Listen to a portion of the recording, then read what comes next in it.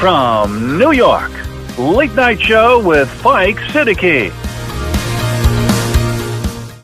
بات کریں گے پاکستان اور افغانستان کے درمیان میں ہونے والی جنگ پر، اور اسی کے ساتھ جائزہ لیں گے کہ پی ٹی آئی کے وکلاء انہوں نے کس خاموشی سے تحریک کو نقصان پہنچایا ہے، عمران خان کی پیٹھ میں کیسے خنجر گھونپا ہے۔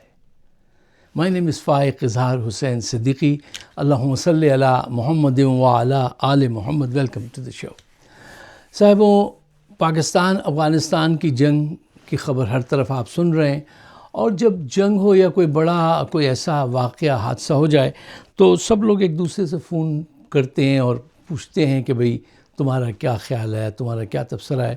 میں تو ویسے بھی ان میں انوالو رہتا ہوں ان باتوں میں، تو دوست احباب پوچھتے رہتے ہیں، لیکن بعض اوقات کچھ لوگ ایسے جارحانہ انداز سے گفتگو کا آغاز یا کر دیتے ہیں کہ وہ آپ کو بے دست و پا کر دیتے ہیں۔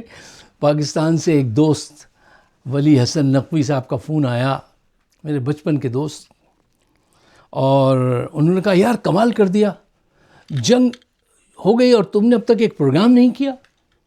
کل بھی میں انتظار کرتا رہا، تمہاری طرف سے کوئی چیز نہیں سنائی دی، تم نے کچھ نہیں کہا، تم خاموش ہو۔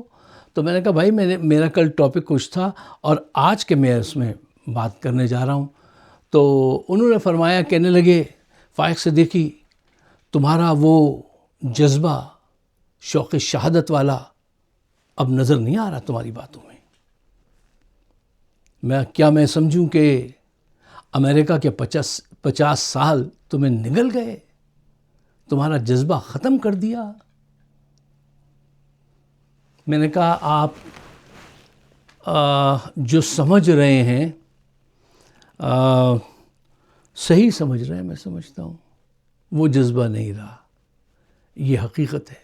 تو وہ اور ناراض ہو گئے، کہنے لگے یہ بے باکی، مطلب یار تمہارے والدین نے کیسا گھر چھوڑا تھا، تمہارے لوگوں نے کیا قربانی دی تھی، اور تم یہ بات کہہ رہے ہو آج۔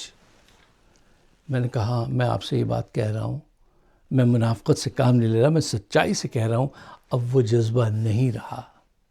کہیں گے اس کی کیا وجہ؟ میں نے کہا وجوہات مجھے بتانے کی ضرورت نہیں ہے، کیا تم نہیں جانتے؟ تم سب جانتے ہو، کون نہیں جانتا کہ اس کی وجوہات کیا ہیں؟ دیکھیے، آج سے پہلے جب جنگ ہوتی تھی تو عوام جو ہے وہ جنگ کا سنتے ہی جا کے بھرتی کی لائن میں لگ جاتی تھی کہ بھئی ہم بھی ہیں کھڑے ہوئے، ہمیں بھی محاذ جنگ پہ بھیجو۔ یہ صورتحال ہوتی تھی۔ ہمارے ایک دوست ہیں یہاں پہ ڈاکٹر حمیدی صاحب، وہ لاہور میں اپنی سائیکل پہ بیٹھے، وہ کھیلنے والی ہاکی کی اسٹک لی اور پہنچ گئے، ایک وہ کیمپ لگا ہوا تھا فوج کا، وہاں جا کے انہوں نے کہا کہ میں محاذ جنگ پہ جانا چاہتا ہوں۔ تو ان سے کہا گیا آپ کی عمر ذرا ٹھیک نہیں ہے، اور آپ جو ہے ابھی ضرورت نہیں ہے آپ کی، آپ جائیے۔ واپس بھیج دیا۔ تو یہ جذبہ تھا اس وقت، اب وہ جذبہ نہیں ہے۔ تو اس کی کیا وجہ ہے؟ یہ وجہ صرف میری ڈیوٹی نہیں، ہم سب کی ہے کہ سچائی سے، بالکل دیکھو بات جب بھی عقل اور فہم جو ہوتی ہے نا، وہ جھوٹ اور منافقت میں نہیں، وہ سچائی میں ملتی ہے۔ اس کو سچائی میں ڈھونڈنا، عقل کو، جھوٹ اور منافقت میں نہیں۔ دیکھیے اس کی یہ تو ایڈمٹ کرنا چاہیے نا کہ بھئی اب وہ جذبہ نہیں ہے۔ وہ سکندر اعظم والا جذبہ تھا ہماری قوم کے اندر، کہ وہ جب بھی کہیں پہنچتا تھا تو وہ یہ نہیں کہتا تھا کہ کتنے دشمن ہیں اور ان کی قوت کتنی ہے، ان سے کیسے لڑنا ہے۔ وہ یہ کہتا تھا بس یہ بتا دو دشمن کہاں ہے، کس طرف ہے، that's it, rest I will take care۔ وہ اس جذبے سے پاکستانی قوم بھی زندہ تھی۔ اب جب یہ جنگ کی بات سنی ہے تو ہر آدمی یہ پوچھ رہا ہے کہ یہ جنگ کیوں ہو رہی ہے، اس جنگ میں جھگڑا کیا ہے، کیا یہ مسئلہ بغیر جنگ لڑے حل کیا جا سکتا ہے، کیا کسی بیرونی دباؤ کے تحت ہم یہ لڑ رہے ہیں، کیا عاصم منیر ویسٹ کو امپریس کرنے کے لیے اپنی مسلز دکھانا چاہتے ہیں، کیا عاصم منیر اپنی حکومت کو بچانا چاہتے ہیں، عوام کی توجہ اپنی ناکامی کی طرف سے ہٹانا چاہتے ہیں؟ کیا وجہ ہے؟ یہ جنگ کیوں ہو رہی ہے؟ یہ سوالات پوچھ رہے ہیں اور پوچھنے بنتے ہیں. وہ والا جذبہ نہیں ہے کہ اب جنگ ہو گئی تو کوئی سوال نہیں پوچھا اور اللہ اکبر، وہ جذبہ نہیں ہے. کیوں؟ اس کی وجہ کیا ہے؟ جب بھی جنگ ہوئی جرنیلوں نے بہت مال بنایا، ڈالر ہی ڈالر کمائے، اور ایک جنگ آج تک نہیں جیتی. الیکشن سارے جیتے انہوں نے، جتوائے، جنگ ایک نہیں جیتی. ذرا اب میں وہ کیوں یہاں پہ آپ کا ٹائم ضائع کروں؟ فلاں جنگ، لمبی لسٹ ہے، جنگ کوئی نہیں جیتی آج تک. مال بہت بنایا. اور اب یہ جو کچھ ہو رہا ہے اس کے پیچھے کیا ہے؟ اس پہ ہمیں سچائی سے غور کرنا چاہیے. اچھا آئیے سب سے پہلے اس بات کا جائزہ لیجئے. کچھ دوست، کچھ خواتین سمجھنا چاہ رہی تھی کہ بھئی تم یہ بتاؤ کہ مسئلہ کیا ہے. اچھا، میں جو مسئلہ ہے اس کو آسان بنا کے مختصر کر کے آپ کے سامنے پیش کر دیتا ہوں، اور پھر I will report and you decide، وہ صورتحال ہوگی. دیکھیے مختصر یہ ہے کہ ٹی ٹی پی پاکستان کے طالبان اور افغانستان کے طالبان، یہ دو جو مجاہدین یا جنگجو گروپ ہیں، انہوں نے بڑی روس کے خلاف اور امریکہ کے خلاف جنگیں لڑیں اور اپنی قوت منوائی، اور ان میں آپس میں بہت انڈرسٹینڈنگ ہے. اب جو تحریک طالبان پاکستان ہے وہ اور تحریک طالبان افغانستان، ان کو ہندوستان پیسہ لگا کر پاکستان کے خلاف استعمال کرتا ہے. اچھا، یہ جو گروپس ہیں یہ اب وہ کلمہ شہادت کے پیچھے جان دینا یہ کوئی چکر نہیں ہے ان کا. اب ان کا چکر بھی مال ہے، مال لگاؤ تاکہ میرا موڈ بنے، یہ وہ لوگ ہو گئے اب. تو یہ بھارت ان سے یہ کام لیتا ہے، بھارت کی یہ پروکسی ہیں اور یہ پاکستان پہ مسلسل حملے کرتے رہتے ہیں. لیکن ان حقائق کو جاننے کے بعد بھی جنگ اس کا حل نہیں ہے. جنگ اس کا حل نہیں ہے. اس کا حل بھارت سے بھی، افغانستان سے بھی تعلقات جو ہے نا، اس کو اگر وہ 80 ڈگری پہ خراب تھے تو ان کو کم کر کے 30-40 ڈگری پہ لے کر آؤ، ورنہ پاکستان کا نقصان ہے. ان تمام واقعات کو جاننے کے بعد کہ ہمیں پتہ ہے کہ یہ وہاں سے پیسے لے کے ہمیں تنگ کرتے ہیں، لیکن اس کا حل جنگ نہیں ہے. اچھا صاحب، دیکھیے یہاں پہ دو اور اہم پوائنٹس ہیں، وہ آپ کے سامنے پیش کر کے اگلے موضوع کی طرف چلیں گے. دیکھیے میں پاکستانی میڈیا دیکھ رہا ہوں، بہت اترا رہے ہیں. ہم نے 137 جنگجو جو ہیں ان کو ہلاک کر دیا. اپنے لیے لفظ ہے، ہم شہید ہوتے ہیں، وہ ہلاک ہوتے ہیں. ٹھیک، اتنی چوکیوں پہ ہم نے قبضہ کر لیا. دیکھو یہ اترانا بند کرو، اس جنگ کو بند کرو، اس کو مذاکرات کے ذریعے اس مسئلے کو حل کرو. اگر ان پر بھارت نے لمبی رقم لگا دی، اچھا بھارت کے پاس اتنے پیسے ہیں کہ ایک دفعہ ایک طالبانی لیڈر نے کہا تھا پاکستان کے ISI کے ایک چیف اس کو کچھ آفر کر رہے تھے، تو اس نے کہا ارے یہ کیا تم دیتے ہو، وہ $400 ملین دیتا ہے. اتنے بڑے بڑے اماؤنٹ ان کو اس دور میں ملے.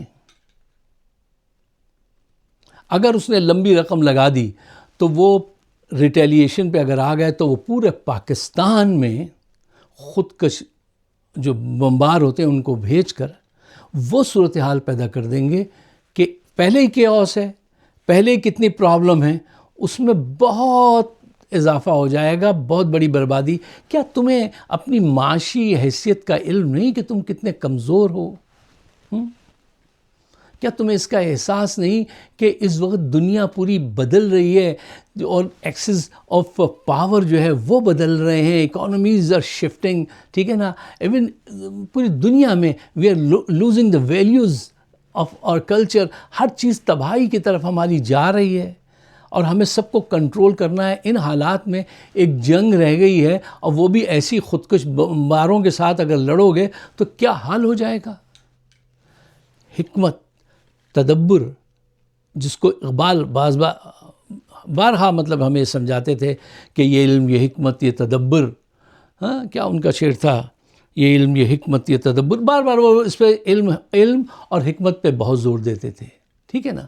تو وہ علم و حکمت جو ہے اس کو سمجھو، اس سے کام لو. آج پوری دنیا میں جہاں سے بھی ہو بچ کے نکلو، جنگ سے بچ کے نکلو، کسی کے ٹریپ میں آنے سے نکلو. ہر ایک تمہیں یوز کرنا چاہتا ہے. ہاں، اب ایک اور بدنصیبی جو ہے وہ یہ ہے کہ یہ بچ کے نکلیں کیسے. 7 لاکھ کی فوج، بہترین فوج، جس کے لیے ایک دفعہ ایک امریکن جنرل پاکستان آئے تھے. وہ ہمارے بچپن کا زمانہ تھا، تو بزرگوں نے بتایا تھا کہ اس نے کہا کہ اگر فوج پاکستان کی ہو اور اسلحہ امریکہ کا ہو تو ہم پوری دنیا فتح کر سکتے ہیں. ایک اتنی اچھی فوج، اس کا آج سربراہ ایک ایسا شخص ہے جو اپنی قوت منوانے کے لیے ہر جائز ناجائز کام کر لیتا ہے. ایئر والوں نے وہ ویسٹ کو امپریس کرنا چاہتا ہے کہ دیکھو میں مائٹ رکھتا ہوں، کتنا زبردست میں وہ ہوں. فیلڈ مارشل کا خطاب ایئر فورس والوں سے چھین کے اپنے ادھر لگا لیا. یہ کل کی بات، وہ پرانی بات نہیں، یہ کل کی بات ہے. ان صاحب کو اتنا شوق ہے اپنے آپ کو منوانے کا. اب غیبت سے بھی ہو رہی ہے روزے میں. یہ حقیقت غیبت تو نہیں ہے، لیکن چلیے اس کو بند کرتے ہیں، ٹھیک ہے نا. تو یہ ہمیں اس وقت ایک ایسی لیڈرشپ کی ضرورت تھی جو دانا ہو، جس کو کہتے ہیں نا دانا، حکمت والا، تدبر والا، اقبال والی سوچ. وہ ہے نہیں. وہ اگر ہے تو اس کو آپ نے فوج میں بند کر دیا، جیل میں بند کر دیا.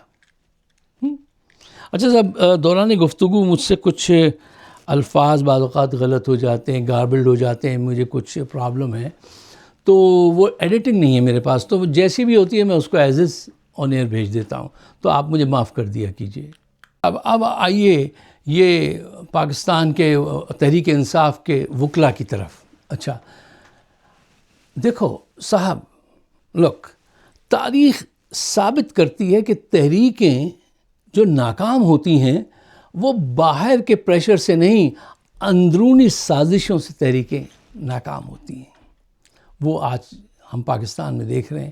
جب آپ کے وکیل آپ کے موقف کو کلیئرٹی کے ساتھ پیش نہ کر سکیں، جب آپ کی لیڈرشپ جو ہے وہ سچائی کے بجائے منافقت سے کام لینے لگے اور وکٹ کے دونوں طرف کھیلنے لگے، تو پھر کیا ہوگا؟ کامیابی تو آپ سے دور ہوتی جائے گی.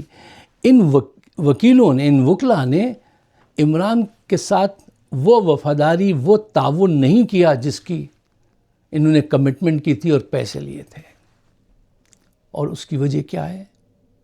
میں مختصر رکھنا چاہتا ہوں، ٹو دا پوائنٹ، کہ جلدی سے ٹائم آپ کا بچ جائے، ہمارا بھی. اس کی وجہ یہ ہے کہ یہ انہی ہائی کورٹس میں اور سپریم کورٹ میں اپنے مقدمات لڑنے جاتے ہیں، تو ان کو سامنا ہوتا ہے اسی جج کا. تو یہ اس سے تعلقات اچھے رکھنے کے لیے زیادہ ایمفیسس اس پہ انہوں نے نہیں کیا. جی یہی وجہ ہے. اور آرمی کی بھی گڈ بک میں رہے، اس لیے یہ انہوں نے مکمل تعاون نہیں کیا. اچھا صاحب، ان وکلا کے نام میں نے کچھ دوستوں سے کنسرن کیے تھے، تو وہاں سے پتہ، نعیم حیدر پنجوتا صاحب ایک ہیں، گوہر علی خان، حامد خان، ابھی میں ان پہ بھی بات کرتا ہوں. شعیب شاہین، سلمان صفدر، سلمان اکرم راجہ اور بیرسٹر گوہر، یہ سارے جو بڑے بڑے وکلا ہیں نا، یہ چاہتے تو یہ بہت کچھ کر سکتے تھے، لیکن انہوں نے کیا کچھ نہیں. اچھا، اب یہ ایک بڑی، جب میں نے کچھ دوستوں کے ساتھ جب ڈسکس کیا تو بہت ساری چیزیں سامنے آئیں. اب وہ سب اگر میں یہاں ڈسکس کروں تو اس کے لیے تو کوئی آدھا گھنٹہ چاہیے.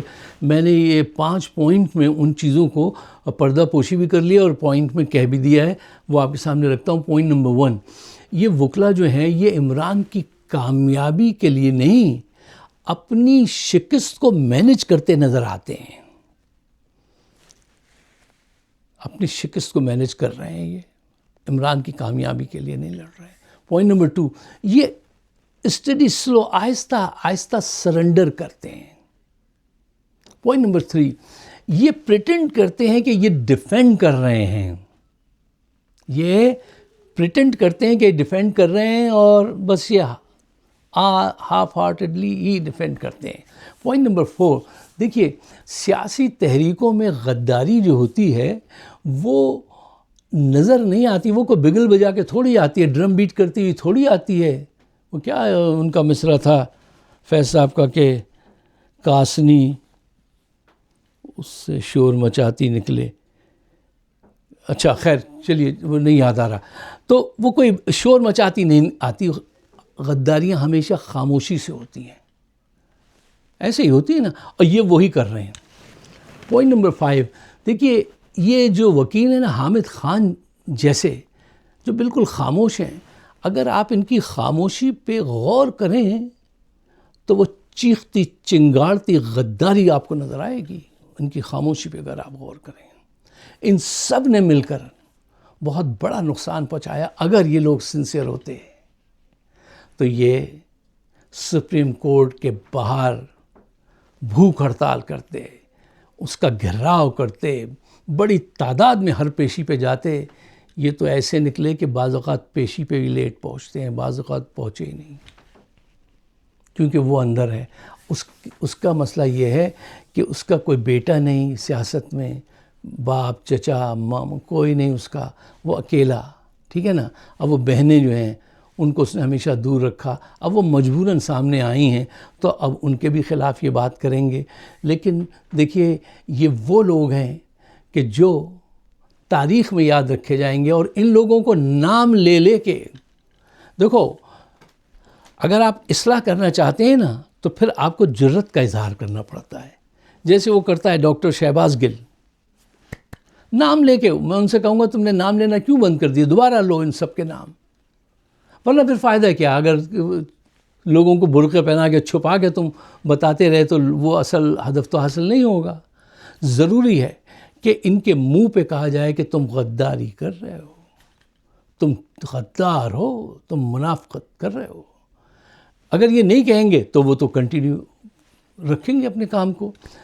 صاحبوں وہ ٹیم کیسے جیتے گی جس کا گول کیپر جو ہے جیسے ہی اس کے قریب گیند آئے تو وہ ادھر ہو جائے اور گیند کو چلا جانے دے، اور پریٹینڈ یہ کرے کہ وہ گیند پکڑنے کے لیے ادھر ادھر ہو رہا ہے، اور اس کو پتہ ہے کہ وہ چاہتا ہے کہ گیند ادھر سے نکل جائے. عمران خان کے ساتھ یہ ہو رہا ہے، پاکستان کے ساتھ یہ ہو رہا ہے. اگر آپ میرے خیالات سے اتفاق کرتے ہیں تو برائے مہربانی اس کو شیئر ضرور کیجیے. ہماری راہ میں رکاوٹیں بہت ہیں، اور کیسی رکاوٹیں ہیں میں انہیں جانتا ہوں، لیکن ابھی ہم کچھ کر نہیں سکتے. جب وقت ہوگا تو کریں گے، ابھی کچھ نہیں کرنا چاہیے.